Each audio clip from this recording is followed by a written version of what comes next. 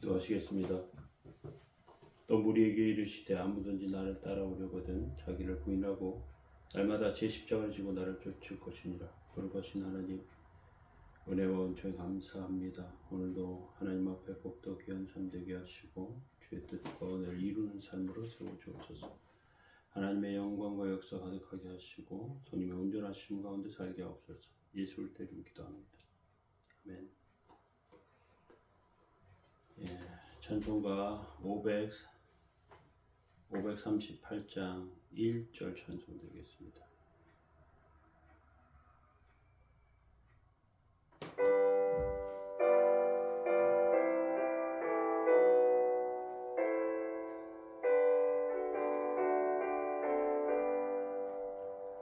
죄짐을 지고서 권하거든 내 맘속에 주 영접하며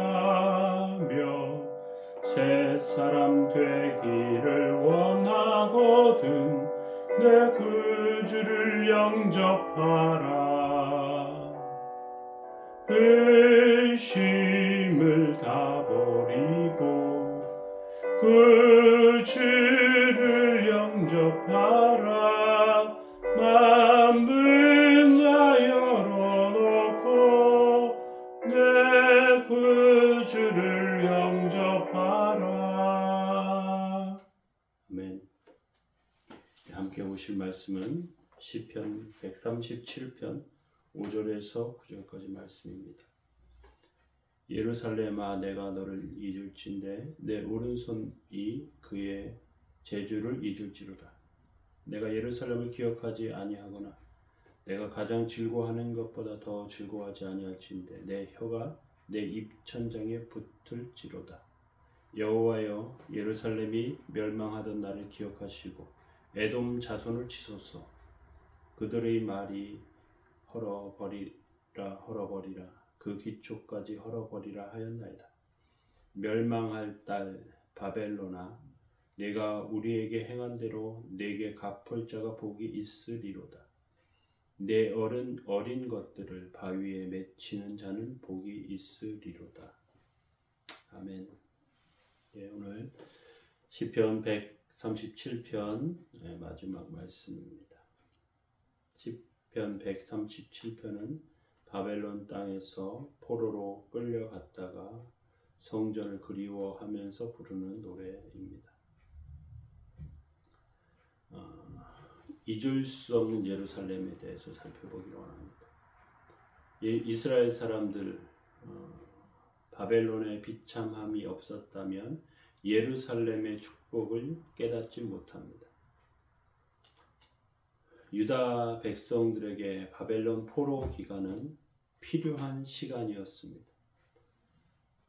바벨론에서 운하공사를 하고 육체적 고통을 받으면서 그들은 깨닫게 됩니다.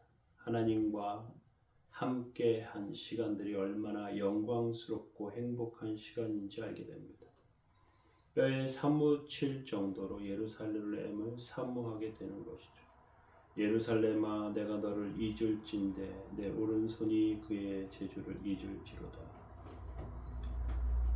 물건도 만들고 오른손으로 악기도 연주하고 글을 쓰기도, 이것이 유다 백성의 재주였습니다. 그런데 교만해지면서 자신들의 손재주가 아무것도 아니라는 것을 깨닫게 되고요. 정말 귀한 것은 예루살렘이라고 알게 됩니다. 예루살렘의 행복이 특별한 시간이었다는 것을, 예루살렘과 같은 기쁨이 얼마나 좋은 것임을 알게 되는 것이죠. 유다 백성들은 예루살렘의 영광을 잊지 못하게 되는 것입니다. 그리고 마음속에서 예루살렘이 살아나기 시작합니다. 하나님께서는 좋은 것을 싫어하는 자들에게 억지로 주시지 않습니다. 싫어하는 자들에게 그 좋은 것은 돼지목의 진주와 같습니다. 떨어뜨리고 발로 밟죠. 그런 귀한 것이 있음을 깨닫게 되는 것은 복인 줄로 압니다. 계속해서 6절에 보면요. 내가 예루살렘을 기억하지 아니하거나 내가 가장 즐거워하는 것보다 더 즐거워하지 아니할진대 내 혀가 내 입천장에 붙을지로다. 예루살렘을 그리워하고 기억하지 않을 수 없는 이유는 그곳에 빛이 있기 때문에 그렇습니다. 그들은 부족하지만 하나님께 예배드리고 찬송 부를 때 그들의 마음에 기쁨이 있고요. 그 백성들에게 존귀함이 있습니다. 그런데 유다 백성들이 마귀에게 속아서 예루살렘의 말씀과 찬송하는 것, 하나님 앞에 서는 것을 세상에서 뒤처진 것처럼 생각하게 됩니다. 유다 백성들은 하나님의 말씀을 싫어하게 되었고요. 유다 지도자들과 백성은 하나님께서 선지자를 보내는 족족 죽이게 됩니다. 하나님이 싫어하는 행동만 합니다. 하나님의 말씀이 전해지지 않는 성전은 세상의 풍속과 세상의 종교로 채워지게 됩니다. 남들이 하지 않는 행동이라고 생각하면서 특별하다고 생각하면서 시대를 쫓아갑니다. 현대적인 것 같습니다. 아름다워 보입니다. 그런데 그것은 마귀에게 철저하게 속는 것입니다. 바벨론의 문화는 사기입니다. 예루살렘의 진가를 깨달아야 합니다. 하나님의 은혜를 다시 한번 돌아보게 되면서 예루살렘을 기억하게 되는 것이죠. 우리나라 교회에 대해서 여러 가지 비판적인 그런 이야기들이 있습니다. 어떤 외국 목사님의 책에 보니까 현대 교회가 교회를 바벨론으로 만들어 놓고 있다. 화려하고 높은 건물로 화려한 것들로 그 안을 채우려고 한다. 많은 교인의 수를 자랑하면서 성공한 사람들, 지식인들, 사업가들, 정치인들이 얼마나 많은지 자랑하고 있다. 그런데 그것은 바벨론의 세상을 쫓아간 자들의 병에 걸려 있는 것이다. 순수한 교회 학교, 하나님께 드리는 기도, 순수하게 전해지는 말씀들을 잃어버리고 찬송과 은혜를 잃어버린 그러한 모습이 되어가고 있다는 것입니다. 마귀는 너무나 태연하게 하나님의 백성을 시험합니다. 심지어는 하나님의 아들 예수님마저도 세상을 높은 산에 데려가서 천하 만국과 그 영광을 보여주면서 나에게 경배하면 이것을 내게 주겠다고 말하죠. 거짓말장입니다. 하나님의 아들이신 예수님께서는 하나님께만 경배하고 섬기라라고 말씀하십니다. 사탄아 물러가라 기록되었을 때 주 너희 하나님께만 경배하고 다만 그를 섬기라 하였다라고 성경 말씀하십니다. 우리의 심령과 영혼에서 하나님의 은혜를 잃어버리면 하나님의 은혜와 그 감격과 기쁨을 잃어버리면 우리의 삶과 우리의 신앙은 바벨론의 포로와 같아집니다. 예레미야 51장 62절 63절을 보면 말하기를 여호와여 주께서 이곳에 대해 말씀하시기를 이 땅을 멸하여 사람이나 짐승이 거기 살지 못하게 하고 영원한 폐허가 되리라 하셨나이다 하니라. 너는 이 책 읽기를 다한 후에 책에 돌을 메어 유브라데 강 속에 던지라. 예레미야는 포로된 유다 백성을 모아놓고 편지를 읽고 그 편지의 돌을 달아 유브라데 강에 빠뜨리라고 하나님께서 말씀하십니다.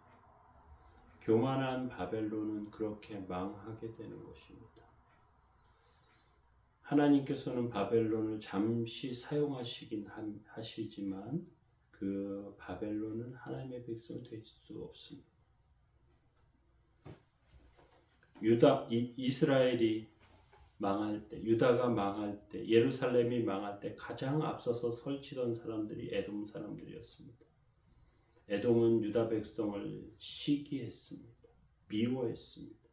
그 마음에 시기가 가득했습니다. 7절에 보면 여호와여 예루살렘이 멸망하던 날을 기억하시고 에돔 자손을 치소서. 그들의 말이 헐어버리라 그 기초까지 헐어버리라 하였나이다. 에돔은 예루살렘이 망하는 것이 너무 좋아 헐어버리라 기초까지 다 헐어버려라 소리쳤습니다. 하나님 앞에서 보면 에돔은 더 죄인이었고 더 악한 자들이었고 아무것도 잘난 것이 없는 자들인데 하나님의 백성이 하나님께 사랑받는 것을 시기하고 질투했습니다. 사실 오늘날 교회를 욕하는 사람들, 물론 교회가 세상의 기대에 못 미쳤고요. 정직하지 못한 면이 많았고요. 악한 것들을 끊지 못하는 일들이 있었습니다. 그런데 교회 안에 부족하고 연약하지만 하나님 앞에 정직한 자들이 있습니다. 자신의 가치와 은혜를 알고 하나님 말씀대로 살려가는 심령들이 있습니다. 우리는 그것들을 생각하시기 바랍니다. 그리고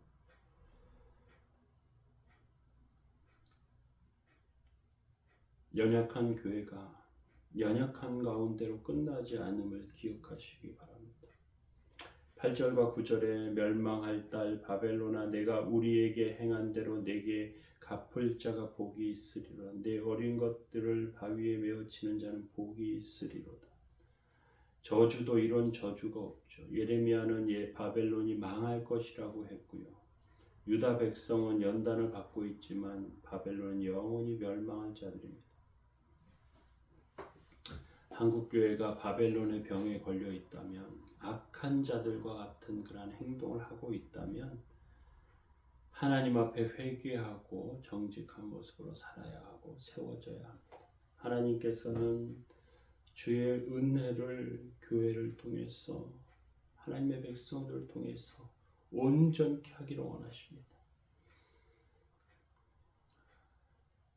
하나님께서 우리를 귀하고 불쌍하게 여기시고 도우시기를 위해서 우리 기도해야 될 줄로 압니다.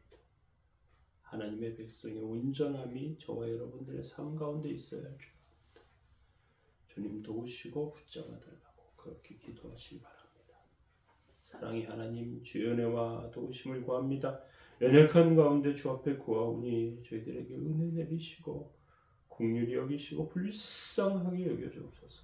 하나님의 도우심과 은혜 가운데 서게 하시고 심령들을 도우시고 도와주옵소서. 주님 인도하시고 인도해 주옵소서. 할 일 없이 연약함 가운데 쓰러져가는 백성들을 도우시고 긍휼히 여기시고 불쌍히 여겨 주옵소서. 오늘도 주의 은혜를 구하오니 오늘도 주의 도우심을 구하오니 주님 붙드시고 세워 주옵소서. 주의 은총과 은혜 가운데 서게 하시고 하나님의 역사와 능력으로 살게 하옵소서. 도우시고 함께 하시기 원합니다. 예수님의 이름으로 기도합니다. 아멘. 교회를 위해서